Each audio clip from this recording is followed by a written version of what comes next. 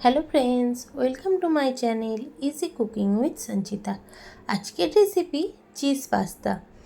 এটা আপনারা খুবই সহজ পদ্ধতিতে ঘরে বানিয়ে নিতে পারেন। আমি এটা খুবই কম উপকরণ দিয়ে আপনাদের এটা বানিয়ে দেখাবো।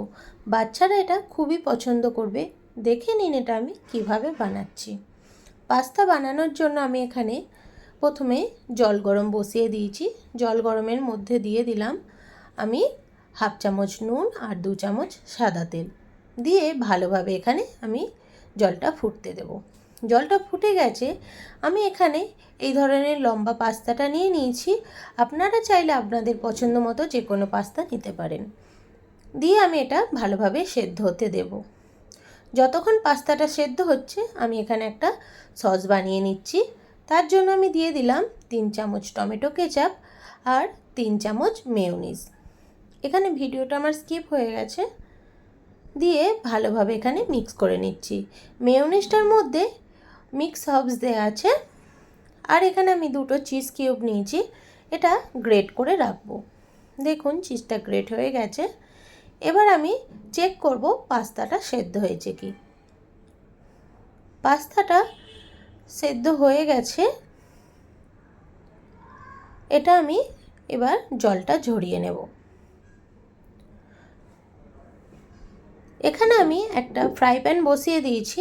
ফ্রাই প্যানের মধ্যে দিয়ে দিলাম অল্প একটু বাটার। বাটারটা মেল্ট হয়ে গেলে আমি এখানে দিয়ে দেব 3 থেকে 4 কোয়া রসুনকে আমি গ্রেট করে রেখেছিলাম। রসুনটা আমি এখানে দিয়ে দিচ্ছি।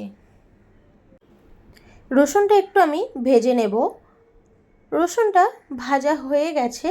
এবার আমি এতে দিয়ে দেব মিডিয়াম সাইজের একটা পেঁয়াজ, আমি ছোট ছোট কিউব করে কেটে রেখেছি, এটা আমি দিয়ে দিলাম।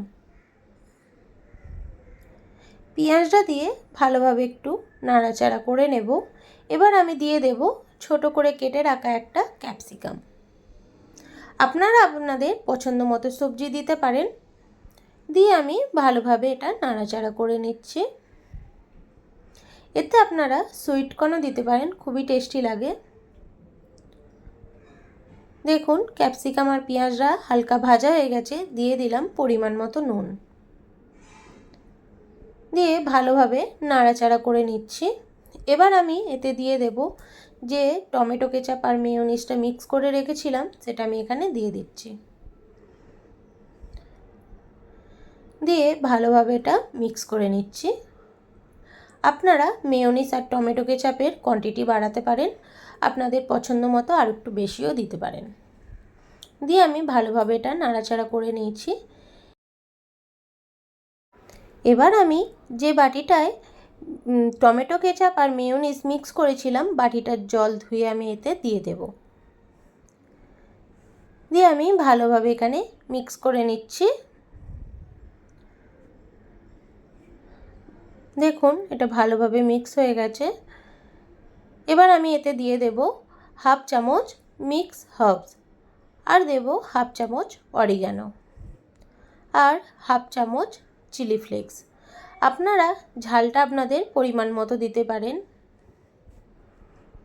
দিয়ে আমি ভালোভাবে এগুলো মিক্স করে নিচ্ছি। ভালোভাবে মিক্স হয়ে গেছে। এবার আমি যে চিজটা গ্রেট করে রেখেছিলাম সেটা এখানে আমি দিয়ে দেব। আমি অল্প একটু চিজ রেখে দিচ্ছি। আপনারা চাইলে চিজের কোয়ান্টিটি আরও বাড়াতে পারেন। দিয়ে ভালোভাবে চিজটা আমি মিক্স করে নিচ্ছি। যতক্ষণ না চিজটা ভালোভাবে মেল্ট হচ্ছে ততক্ষণ আমি এটা মিক্স করতে থাকব।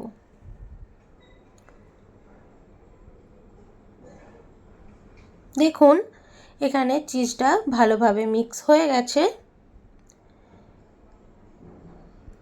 এবার আমি এর মধ্যে দিয়ে দেব সেদ্ধ করে রাখা পাস্তা। পাস্তাগুলো দিয়ে দিচ্ছি। দিয়ে আমি ভালোভাবে এগুলো মিক্স করে নেব।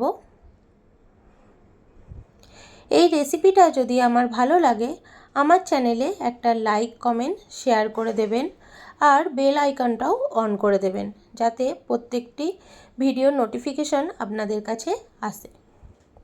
পাস্তাটা ভালোভাবে মিক্স হয়ে গেছে। এবার আমি এটা নামিয়ে নেব। দেখুন ওপর থেকে আমি একটু চিজ গ্রেট করে আর অরিগ্যানো আর চিলি ফ্লেক্স দিয়ে এটা ডেকোরেশন করে দিয়েছি। এটা আপনাদের বাচ্চাদেরকে খুব সহজেই বানিয়ে দিতে পারেন। আপনারা এই রেসিপিটা একবার ঘরে ট্রাই করে দেখুন, খুবই টেস্টি লাগে খেতে।